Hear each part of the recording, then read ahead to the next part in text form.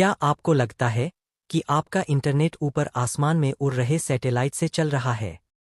तो आप 100% गलत है।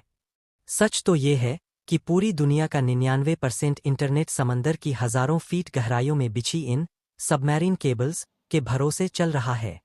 असलियत ये है कि जब आप अपने फोन पर एक क्लिक करते हैं, तो डेटा पलक झपकते ही 7 समंदर पार से आपके पास इन्हीं पतले तारों के जरिए पहुंचता है।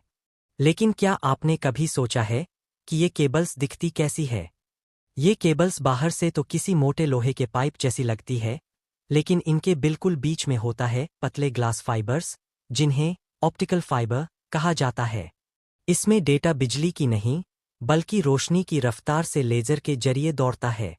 अब सवाल ये आता है कि हजारों किलोमीटर लंबे इन तारों को समंदर के नीचे बिछाया कैसे जाता है। इसके लिए केबल लेयर शिप्स नाम के खास जहाजों का इस्तेमाल होता है।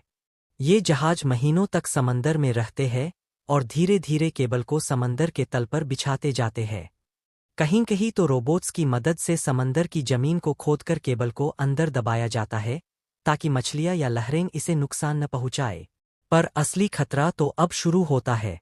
समंदर के नीचे भूखे शार्क अक्सर इन तारों को काटने की कोशिश करते हैं, क्योंकि केबल से निकलने वाली इलेक्ट्रिक फील्ड उन्हें अपनी ओर खींचती है। सिर्फ शार्क ही नहीं, कभी कभी बड़े जहाजों के भारी लंगर यानी एंकर्स गलती से केबल पर गिर जाते हैं और इंटरनेट की लाइन कट जाती है। क्या आप जानते हैं कि अगर एक भी मुख्य केबल कट जाए तो क्या होगा? दोस्तों, बात यही खत्म नहीं होती।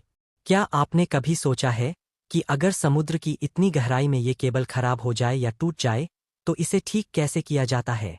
जब भी कोई केबल डैमेज होती है, तो खास तरह के केबल रिपेयर शिप्स को काम पर लगाया जाता है।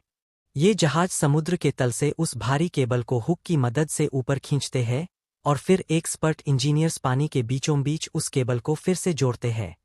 इस पूरी प्रक्रिया में कई हफ्ते लग सकते हैं। साल 2008 में जब भारत का 80% इंटरनेट स्लो हो गया था। इसी खतरे से बचने के लिए अब गूगल, मेटा और माइक्रोसॉफ्ट जैसी बड़ी कंपनियां अरबों डॉलर खर्च करके अपने खुद के प्राइवेट इंटरनेट हाईवे बना रही है। भारत के लिए भी ये बहुत गर्व की बात है कि मुंबई और चेन्नई जैसे शहर आज दुनिया के बड़े केबल लैंडिंग स्टेशंस बन चुके हैं, जहां से पूरे देश में इंटरनेट सप्लाई होता है।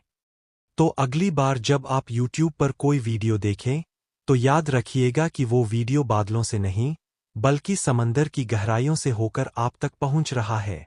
अगर आपको यह जानकारी पसंद आई हो, तो वीडियो को लाइक जरूर करें और कमेंट में बताएं कि क्या आपको यह पहले पता था।